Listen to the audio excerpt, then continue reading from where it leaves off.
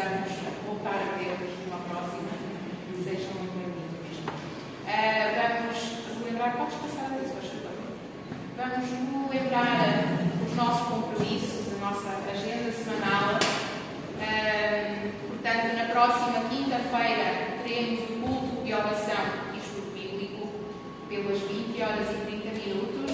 Os irmãos podem assistir através do Zoom, pelo telemóvel ou pelo computador, podem estar connosco e assistir ao estudo do livro que estamos a estudar, o livro de Salmos. Vamos continuar então nessa senda e temos sempre um tempo de louvor, temos sempre um tempo de partilha, um tempo de oração. Então estão todos convidados a juntar-se a nós na próxima quinta-feira pelas 20 horas e 30 minutos. Depois no próximo fim de semana, os irmãos, não sei se todos sabem, mas ou se lembram, vamos dormir 1 hora a menos. No próximo domingo muda a hora. Irmãos brasileiros, não sei se têm essa noção, mas no próximo fim de semana, sábado para domingo, vamos fazer a mudança para a hora de verão. Então o que é que acontece?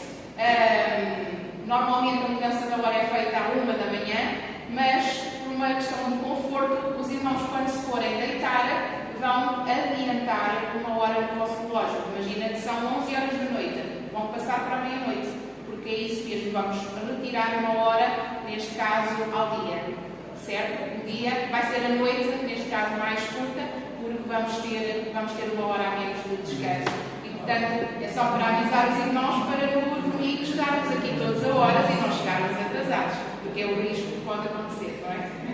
Não é o caso da outra mudança em que temos 1 hora a mais, agora temos 1 hora a menos no nosso descanso.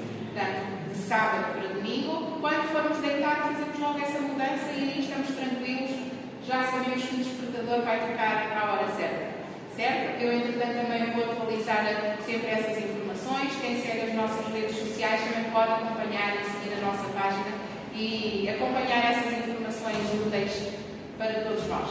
Nesse dia também teremos os habituais trabalhos de domingo, portanto, a Escola Bíblica Dominical às 10, o culto às 11. Nesse dia, o culto será com o pastor José Lopes. Teremos a presença dele aqui connosco. O pastor José Lopes, para quem não conhece, é o presidente da associação que antigamente se chamava o SEM, o Centro de Expansão Missionária, agora tem outro nome de associação, mas o objetivo é o mesmo. Esta associação, aquele euromissionário que nós colocamos ali no copo ao fundo do salão, visa apoiar os pastores e os obreiros que estão no ativo ou já reformados, mas que precisam de uma ajuda no seu sustento.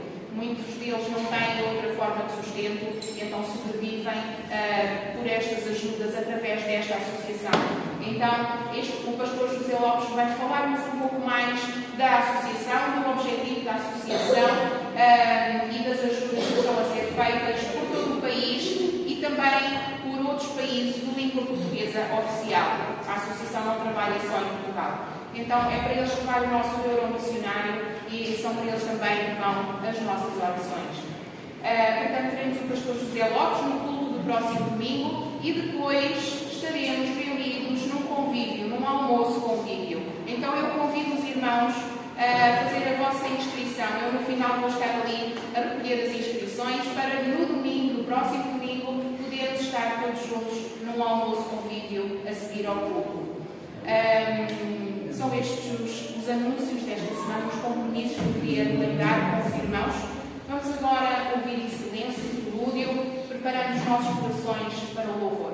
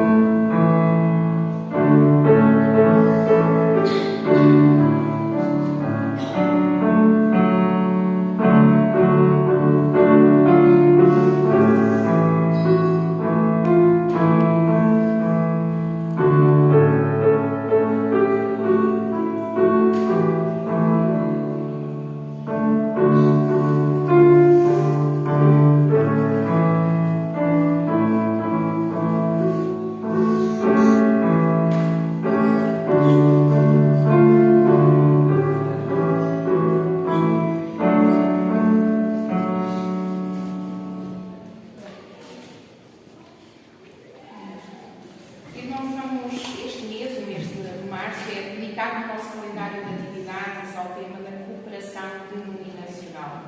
Então, de que outra forma podemos nós ser mais felizes do que cooperando uns com os outros, cooperando com outras igrejas, ajudando naquilo que é necessário. Então eu convido os irmãos a ficar de pé para cantarmos juntos o hino 410 do cantor cristão, Felicidade no Serviço.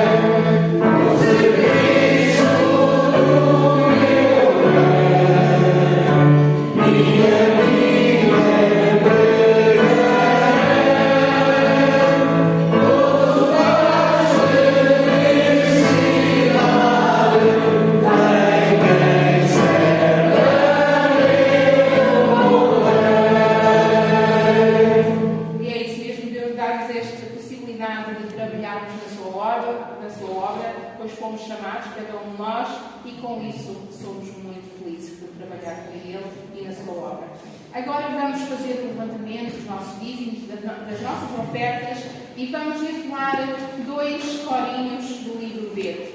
Tal é a paz e o Te louvarei, Senhor, enquanto fazemos o levantamento das nossas ofertas.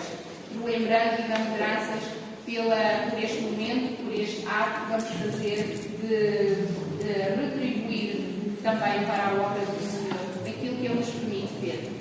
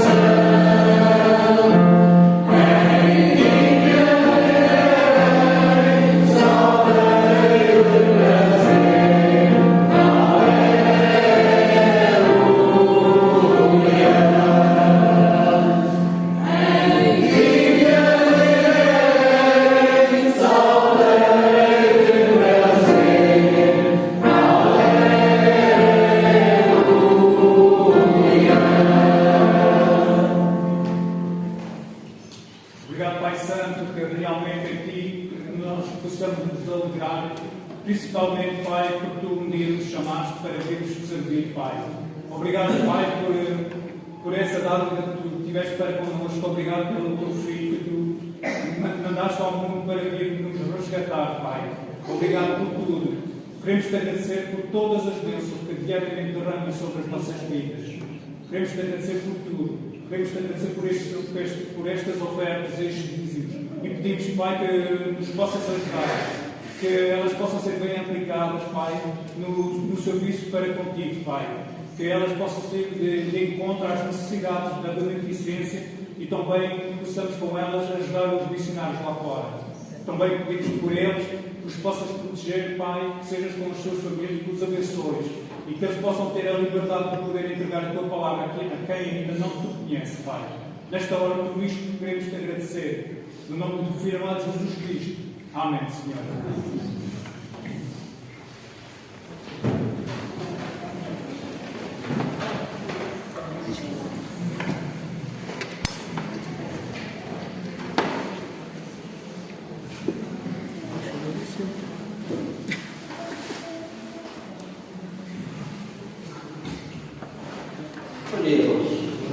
Bom estar de volta aqui com os irmãos. Ontem eu estive aqui pertinho, ontem eu estive aqui em Alcobaça. Pensei que ia almoçar aqui, visitar alguém almoçar, mas senão eu não vou dar despesa para ninguém, porque eu estava com o Josinaldo, ele come muito, senão eu não vou fazer isso. Mas ontem nós fomos ali em Alcobaça, o professor Eduardo Carreira, que falou aqui sobre a questão dos irmãos, lembram sobre o que o Eduardo falou? Sobre a violência. Sobre a prevenção do suicídio. E ontem ele esteve falando um tema, ele mudou o tema, e eu achei fantástico. Seria sobre a questão do aborto na adolescência. E ele, em vez de colocar sobre esse tema aborto na adolescência, ele colocou do afeto ao amor. Ele disse que nós não devemos tratar da questão de ver a coisa consumada, mas o que leva até lá para que aconteça aquele problema. E foi uma palestra brilhante, como ele consegue fazê-lo. E um dado que me chamou a atenção, eu não fiquei feliz com o dado assim, né? Mas nos últimos anos, para satisfação nós estamos vivendo, foi dar os dados do Serviço Nacional de Saúde, que o número de abortos em Portugal está diminuindo. Teve uma queda, isso nos deve deixar felizes, apesar de tudo. Então, foi uma palestra muito, mas muito interessante, e nós já falamos com ele que vamos trazê-lo mais vezes para cá, para a região do coração de Portugal, como diz o irmão João, e coloquem em oração. Eu vou pedir que os irmãos estejam orando, que vai ser numa possibilidade que eu e o pastor Alberto Carneiro estamos conversando para fazer algo que vai ser impactante e vai ser feito aqui na região. Então não vou poder revelar agora e tudo, mas coloquem isso em oração para ver se isso tem andamento, tá bom? Vamos lá para o livro de Atos, e como a hora está um pouco avançada, eu vou pegar do versículo 23 até o versículo 27. Vou deixar o capítulo 26 para daqui a 3 semanas. Aqui, semana que vem, quem vai estar pregando é o pastor José Lopes. Ele vai estar aqui conosco, vai estar pregando no último domingo de março. Primeiro domingo de abril, nós vamos ter a celebração da ceia. Domingo, dia 9, nós vamos ter a Páscoa.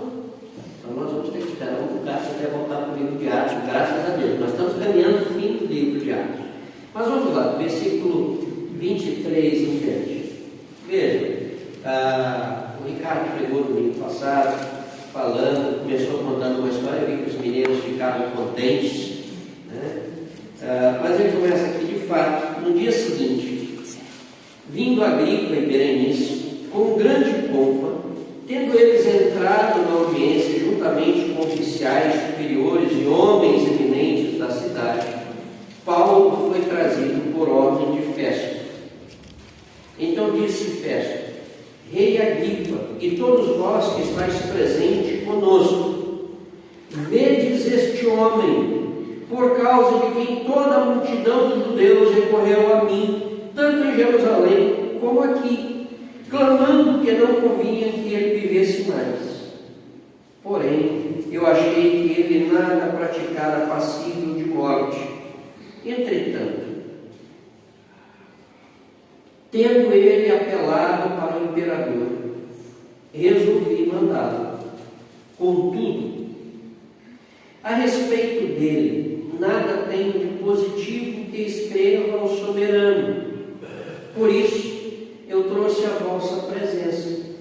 E mormente atua, ó rei Agripa, para que, feita a arguição, tenha eu alguma coisa que escrever, porque não me parece razoável remeter um preso sem mencionar ao mesmo tempo as acusações que militam contra ele. Oremos. Paizinho, nós estamos diante do relato da história dos teus servos. Nós estamos diante do relato da história da igreja, que o Espírito Santo inspirou o teu servo Lucas, para que nós pudéssemos ter acesso à tua palavra. Por isso nós queremos pedir em nome de Jesus, que o mesmo Espírito Santo que inspirou o teu servo Lucas nos ilumine, para que hoje nós possamos compreender a tua palavra, para que possamos olhar e tirar lições práticas para a nossa vida. Ajuda-nos, nós te pedimos em nome de Jesus. Amém.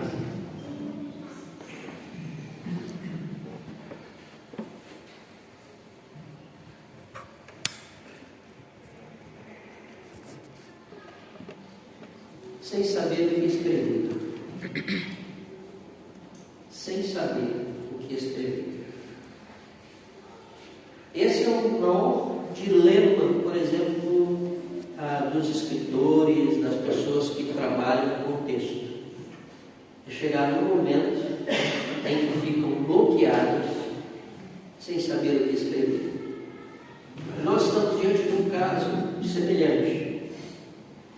Pensem um governador, um homem, um oficial, que tem que escrever a acusação e não sabe o que escrever.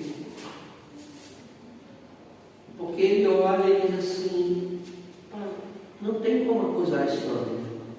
Ele é um homem justo. Ele é inocente. E ele diz assim, ó rei, me ajuda porque eu preciso escrever alguma coisa boa contra ele. A favor dele não é boa, tinha que escrever negativo. Ele olhava para Paulo e tudo era bom. Mas quando nós olhamos para esse texto, aparece aqui um homem chamado Agripa. Não sei se os irmãos sabem quem é esse. Ele não é o Herodes Agripa, ele é bisneto do rei Herodes. Herodes o Grande, que aparece que mandou matar aquelas crianças todas lá em Mateus, ele é bisneto desse homem. Ele é Agripa II, filho de Agripa I. E esse homem, Paulo poderia, se quisesse, se recusar a falar com ele, porque ele não tinha autoridade alguma sobre o apóstolo Paulo. Paulo já havia apelado a César, ele era cidadão romano, e se ele poderia dizer, olha, eu não vou falar com esse homem, não me apetece. Às vezes nós com aqueles meninos, aquelas crianças mimadas, não me apetece. Então Paulo poderia também agir assim, mas vai falar. E aqui é nos apresentado também a esposa dele, que era Berenice, que era irmã dele. Então ele vivia uma relação incestuosa, né? Ou seja, uma relação de pecado, e depois essa Berenice vai se unir e ficar com Tito, dentro da revolução que acontece quando Roma vem e tudo. não queremos falar dessa relação espúria, nem nada pecaminosa. Isso nós vamos deixar para quando chegarmos no capítulo 26, sobre algumas coisas que Paulo vai dizer. Mas vamos olhar aqui esses versículos, do 23 até o 27, e procurar algumas lições, apesar de que parece que não tem nenhuma lição para que seja apresentada para nós. Mas eu consigo encontrar algumas coisas que nos são ditas aqui.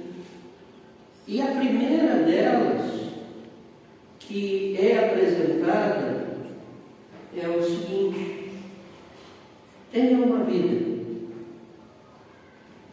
digna, em que não permita que os outros lhe acusem de qualquer coisa. Tenha uma vida digna diante dos homens e de Deus, para que não tenham do que lhe acusar. Vejam a situação do texto. Chegou Agripa com Berenice, com uma turba de gente importante, não é dito quem são.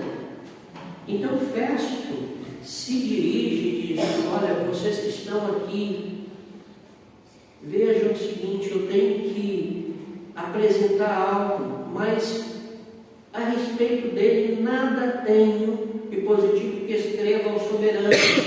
Mas eu não posso mandar nada para Nero acerca desse homem, porque ele é justo. Eu reconheço que ele é inocente. Todo mundo está querendo tramar contra ele,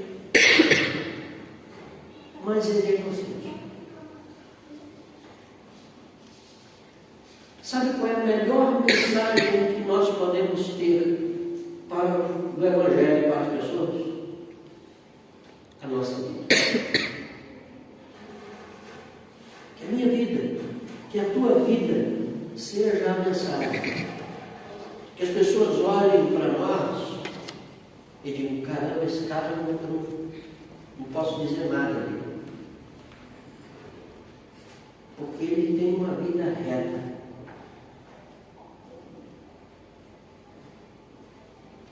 Festo olhou, prendeu Paulo, defendeu Paulo e disse: o que eu posso fazer? Esse homem não podia ter pedido para ir lá para Nero, porque ele é inocente. O que dizem de mim, de ti? O que dizem de mim, de ti? As nossas vidas são um exemplo. Interessante, porque Paulo, quando escreve aos Efésios, ele tinha tanta consciência de quem ele era, que no capítulo 5 ele diz assim: sede, pois, imitadores de Deus como filhos amados, e andai em amor como também Cristo vos amou. Ele diz: nosso padrão é ser um imitador de Deus. Mas numa outra carta ele diz assim: sede meus imitadores como eu sou de Cristo. Tu podes dizer isso? Olha, imita a minha vida, porque a minha vida é uma cópia da vida de Cristo. E aí ninguém vai ter que te acusar. Mas quando nós passamos na rua, o que estão dizendo acerca de nós?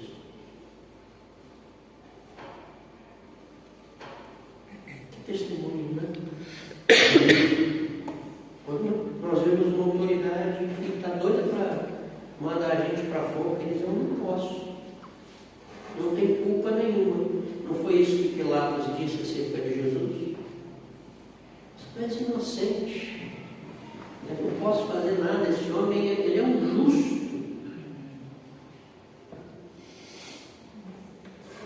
Então ande diante de Deus e dos homens de modo reto, digno, sem ter que ser acusado. Sem ter do que ser acusado. Essa é a primeira lição que o texto me ensina, quando eu penso em que não saber o que escrever.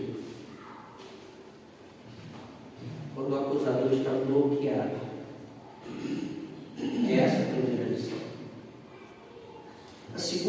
lição, a gente já tem trabalhado sobre ela. É a seguinte: não é porque você é honesto e justo, não é porque você é um modelo, que os outros não irão querer te destruir. Ou seja, sempre vai ter gente querendo te passar a perna. Sempre vai ter alguém querendo te destruir. Sempre. Você pode andar sempre certo, mas sempre vai ter alguém que vai querer puxar o teu tapete. Então, eu lembro quando eu tive desejo de comprar uma casa, aí encontrei, fomos ver um andar, e era jeitosinho, tudo, ficamos assim. Aí na segunda-feira eu tive que tratar de um assunto da igreja na Câmara, e encontrei o rapaz que mostrou o andar e o pai dele, que era o construtor. E aí estivemos conversando e nós estávamos até interessados. Ele disse: o senhor não comprou porque não fui eu que falei com o senhor tudo. Por quê? Eu disse: não, nós estamos pensando nisso. Não, porque veja bem, para ser enganado, melhor ser enganado por mim do que ser enganado por outro. Ele disse: eu não quero ser enganado, nem quero me enganar, mas também já não vamos fazer, daqui já a nossa conversa acabou. Mas sempre vamos ter alguém que vai querer nos passar a perna, seja por inveja, seja pelo que for. Então esteja preparado, mas que isso não faça com que você queira destruí-los ou queira vingar-se. Porque, como diz apóstolo Paulo, já que o texto está falando dele, vamos olhar o que ele diz, lá em Romanos, no capítulo 12. Ele diz assim: não vos vingueis a vós mesmos, amados, mas dai lugar à ira, porque está escrito: a mim pertence a vingança, eu retribuirei, diz o Senhor. Pelo contrário, se o teu inimigo tiver fome, note que ele reconhece que a gente tem inimigo. Dá-lhe de comer. Se tiver sede, dá-lhe de beber, porque fazendo isso, amontoarás brasas vivas sobre a sua cabeça. Não te deixes vencer pelo mal, mas vence o mal com o bem. Continua testemunhando. Continua manifestando a graça de Deus. Continua sendo um modelo e um exemplo da graça de Jesus. Apesar da injustiça que estás sofrendo, apesar de perceber que estão querendo destruir a tua vida, continua manifestando a graça de Deus. Martin Luther King dizia que a única arma que ele tinha era o amor. Quanto mais me batem, mais eu amo. Eu não sei se ele era masoquista, mas ele gostava de apanhar. Se me bater, eu vou amar mais ainda. Percebe?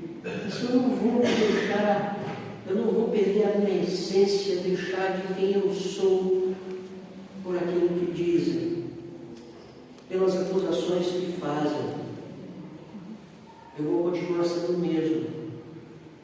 E a minha postura vai fazer com que eles percebam que é injusto tudo isso que eu estou passando.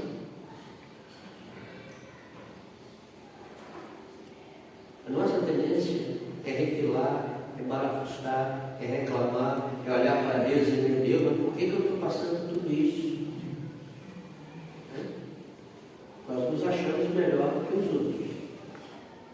Aí Jesus disse: olha, Deus faz com que o sol se levante sobre justos e injustos. Mas Ele está tomando conta de toda a situação.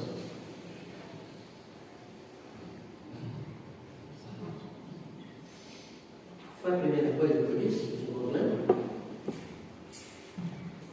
Vamos lá recordar. O que foi isso, a primeira coisa? Estou vendo que não estão aqui. Fala, Josnão, qual foi a primeira coisa? Hã? Tem uma vida digna e reta perante Deus. Segunda coisa, apesar de você ter uma vida digna e reta perante Deus, sempre vai ter alguém querendo te derrubar e puxar o teu tapete. Sempre.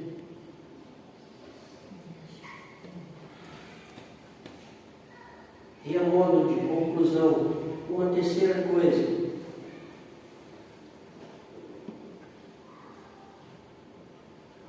Que a tua vida silencie os teus acusadores. Que a tua vida silencie os teus acusadores.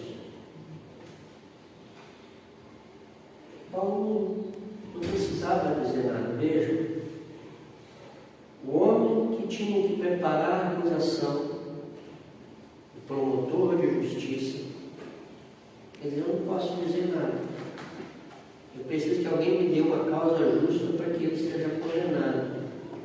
Mas toda a acusação que eu fiz, ele é inocente. Aqui temos duas pessoas que trabalham com justiça aqui, que são na área do direito, Daniel e Josinão. Pelo menos essas duas eu sei. Imagina você pegar uma causa para acusar alguém em que todas as provas, tudo diz assim, ele é inocente. Como é que você vai agir? Você não pode chegar a você que você vai mentir. E foi o que fizeram. E mesmo nas mentiras, na defesa, ele foi destruindo cada ponto. Então tenha uma vida digna em que os teus acusadores fiquem calados. Não possam olhar e querem puxar o tapete para mim, mas não dá.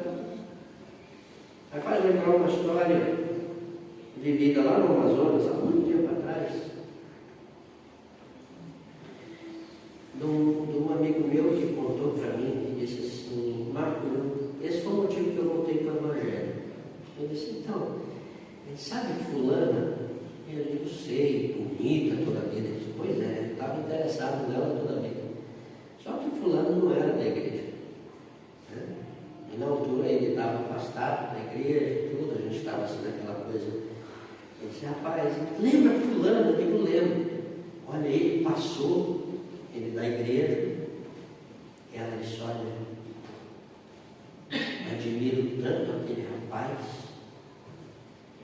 E ele disse, é mesmo? Eu disse, por quê? Ele disse, eu acho que é chato demais ficar essa coisa de igreja tudo, mas eu gosto da vida dele. Porque ele tem um padrão de vida que ele é um exemplo. Lá onde ele está, a gente fica e gosta de ver tudo. Eu não posso falar nada contra ele. E esse meu amigo, né, todo assim, querendo desfazer ela, disse, aproveitei a deixa, ela falando que ele era crente, disse, e eu vi para ela, sabe? Eu também sou da igreja. Ela disse, Marcos, foi a maior vergonha que eu passei na minha vida. Que ela virou para mim e disse, olha, ele, eu acredito que seja, porque eu não posso dizer nada sobre ele. Agora, a tua vida, eu tinha vergonha de dizer que era da igreja.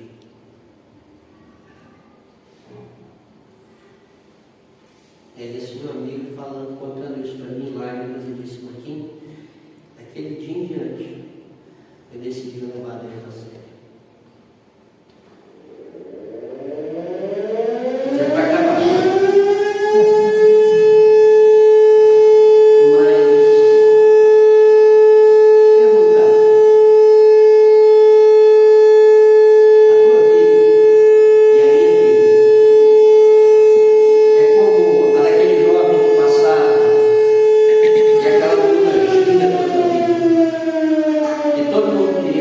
Namorar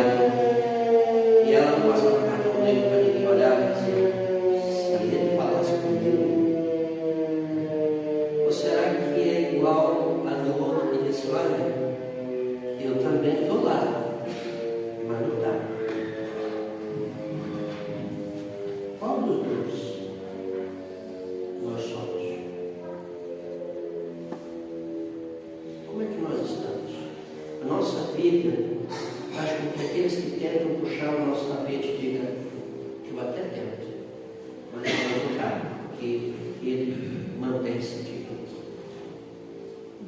Eu não posso acusá-lo de nada.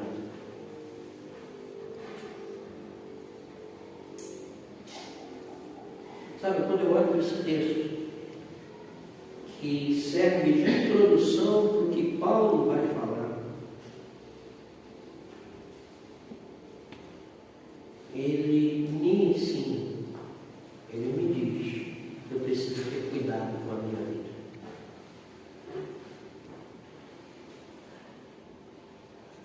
Eu preciso ter cuidado com a minha vida. Ele me ensina que por mais que eu ande direitinho, sempre na linha, mesmo que o trem passe por cima. No Brasil nós brincamos assim: não, está tudo na linha, pô, cuidado que o trem passa por cima. Né? Mesmo que o trem passe por cima, eu ando sempre na linha, retinho. Eu vou sempre ter alguém que vai querer puxar o tapete. Sempre, seja na igreja, seja fora da igreja. A igreja não é lugar de gente perfeita. A igreja é um local de gente que busca a perfeição, que quer cada dia mais ser santo. Pelo menos deveria ser assim. Mas que continua errando. E mesmo na igreja tem gente que tem inveja, tem gente que fica com ciúme, porque nós somos assim. Aí quando eu vejo o sucesso do outro, eu fico com raiva dele, eu vou fazer mexerico e tudo. Acontece. Sempre vai ter alguém. Tem que ter consciência disso. Mas eu preciso continuar vivendo a minha vida. E dizer assim: eu vou continuar o mesmo padrão de vida para que você não tenha do que me acusar.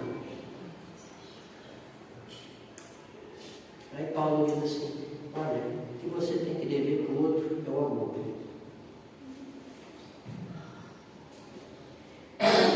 Hoje eu queria que os irmãos saíssem daqui com essas 3 realidades, pensando nisso.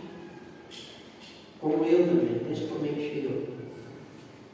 Eu preciso ter uma vida digna e reta diante de Deus e dos homens. Eu devo continuar consciente de que vai ter gente que vai querer puxar o meu tapete. Mas eu preciso continuar com o padrão reto para que eles não tenham do que me acusar. Amém? Seja um exemplo no seu local de trabalho. Seja um exemplo dentro de casa. E viva manifestando a glória de Deus. Vamos orar? Senhor, nós te agradecemos pela tua palavra. Te agradecemos pelo desafio que ela traz para nós. E te pedimos que nós possamos colocar em prática o que ela nos ensina. É verdade, não é fácil. É verdade que há momentos em que ficamos com vontade de partir a louça toda, porque somos injustiçados, porque vemos que está a injustiça cai sobre nós, porque sofremos. Isso tudo é verdade. Mas também há momentos em que nós somos aqueles que acusamos, somos aqueles que puxamos o tapete dos outros. Então, o pedido que eu te faço é para que possamos ter vidas retas, onde olhamos para os nossos irmãos com amor, onde amamos e somos amados, onde sejamos uma comunidade em que ninguém procure passar por cima do outro. Apesar de que na vida nós vamos perceber que isso vai acontecer conosco, mas que nós sejamos amparos uns para os outros. E que apesar de tudo aquilo que nos acontece, nós continuemos sendo um exemplo. Despede-nos agora dos nossos lares e guarda-nos em Ti, para Ti e por Ti. E que o amor, a graça e a comunhão do Deus Trino esteja com esta igreja e com todo o povo de Deus espalhado na face da terra, hoje e sempre.